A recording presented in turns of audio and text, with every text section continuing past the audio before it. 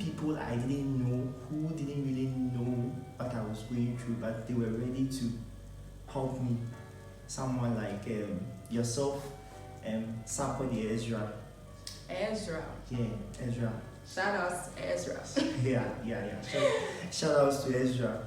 Yeah, Ezra wasn't the pity type. He wasn't going to pity you. Yes, your mother has left you, your brother is no more, your dad is no more, but you gotta move on.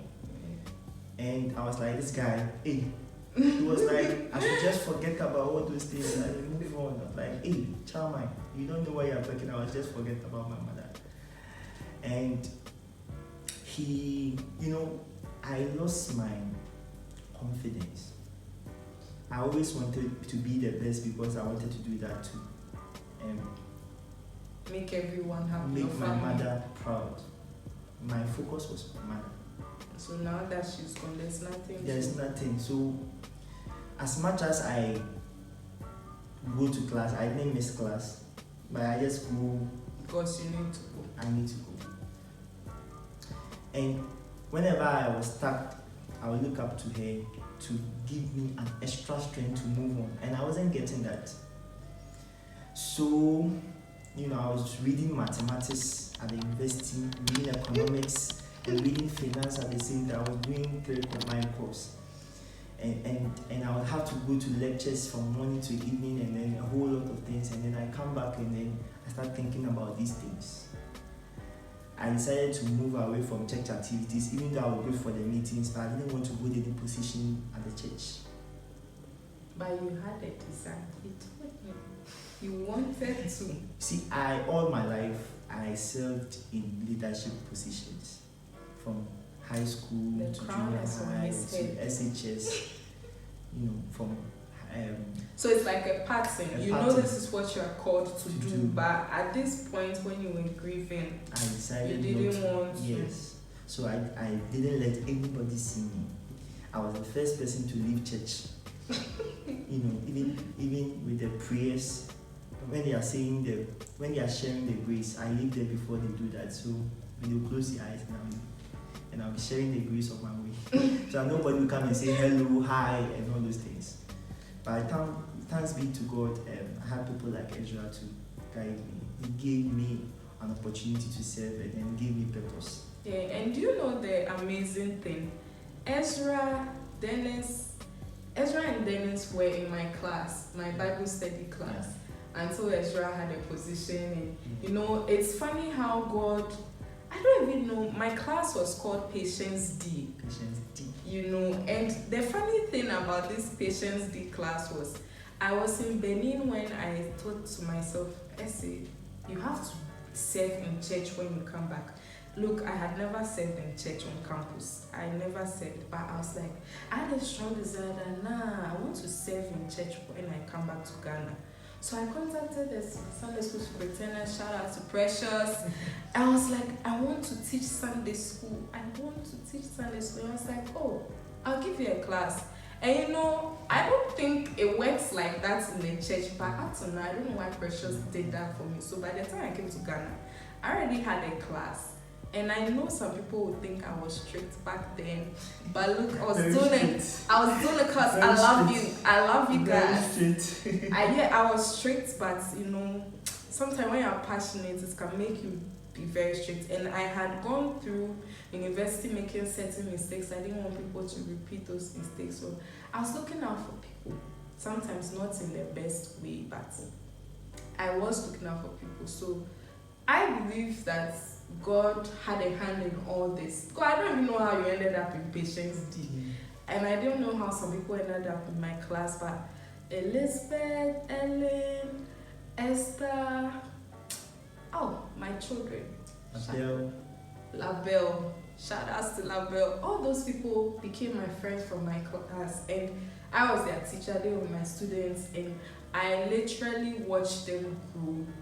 And I used to tell you all the time that, look, I used to tell you, Dennis, when you come in level 100 moves very fast. By the time I realized you're wearing your graduation gown and your cap and you're done with school. So I knew that, look, if we need to sort this grief issue out, we need to sort it out as soon as possible, because it can become serious and get in the way of your graduation. Because me as a broken heart, that led me to it's not even like the person broke my heart, but I broke my own heart. And it got in the way of my academics, and I didn't want this loss and grief to get in the way of your academics. And your courses were even more difficult than my courses. It's very competitive and all that. So I'm glad things turned out the way they did. So for those of you who are watching and you think, oh, all my grief, all my loss, how is God moving? How, people come to the house and say all things work together for the good of those who love God. Some people will even make this statement when they say God gives and God takes. I don't like that one, because Job in the Bible was in a different position when he made that statement. It doesn't mean that God is the one who is sitting down, killing people and doing all those kinds of things. Some of the things that happen, will never get the understanding why did that have to happen. But at the end of the day, I believe that God makes everything work out for good. And I do believe that now, if I bring someone to you who is dealing with grief and loss, you have the upper hand to talk to that person even more than me, because when I go, the person will say, oh, USA, you wouldn't understand, you haven't been there before. Yes, but you have gone through this 3 times and you're still looking fly, God's grace.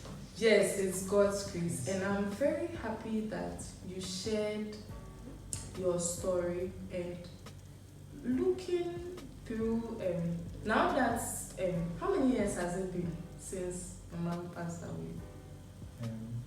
5 years. 5 years. It's been 5 years. 5 years. Do you think you've gotten stronger, better mentally? Yeah, so I was still struggling. And early this year, I decided to put everything behind me. So I changed everything. I prayed that I was going to put everything behind me and look into the future. I believe that God had a plan, and I was featured in that plan, and I just have to have faith in God to lead me where He wants to lead me. So I shouldn't let the past drag me back. I should look into the future. So I changed my status.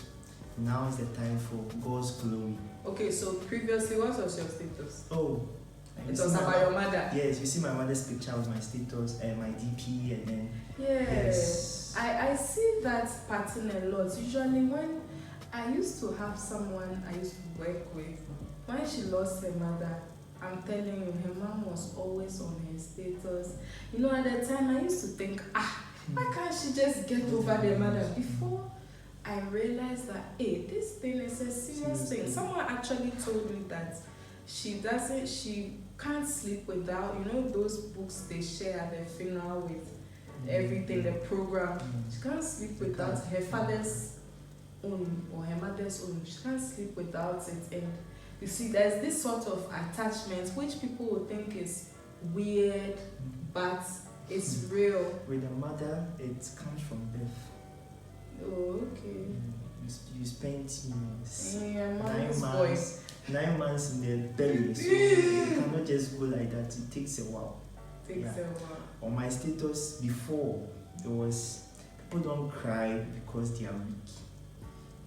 Maybe they cry because they have held on to something too strong that they can't hold on anymore. And then I just changed that one to now is the time of God's glory. And so far so good. I've been able to complete university. I didn't think I was going to complete. Yeah, we're looking forward to the big graduation. Yeah. So, do you think that it's obvious you went through depression, right? Yeah, I was very depressed. My roommates were there, they didn't even know anything was wrong with me. So they just thought you were okay. Yeah, because I can joke with you, laugh with you. But when everybody, gets to sleep, I can't sleep. I start thinking, I have dreams, I see my mother, I see my dad, I see my brother, and I'm afraid. Sometimes I call my sister, I can't reach her, and I'm worried. So that kind of fear was still there. Yeah. I remember certain statements my mother used to say, certain foods, my mother used to prepare banku. So whenever I see banku, I remember her. Whenever I see my roommates, mother comes to visit or calls, and the way they are talking, ma say, and I was like, hey, can I call someone ma anymore? Because right now there's nobody to call ma. Yeah. But you are fine now. By God's grace. You are fine. Very, very fine. You are fine. By God's So, grace. do you still have fears that you will lose someone, or now you're okay? Sometimes it comes, my sister has her own family now, by God's grace, yeah. And we don't really... Like she's married and yes, she started her own family. So she doesn't really check up on me like she used to. Before every morning she'll call, but now it's sometimes a week we don't even hear from ourselves. We are praying and hoping that we don't have any. I don't hear any bad news again, but I don't do that. You don't also anticipate those kind of things. You are Yes. just living your life happy, Yes, still loving God, serving God.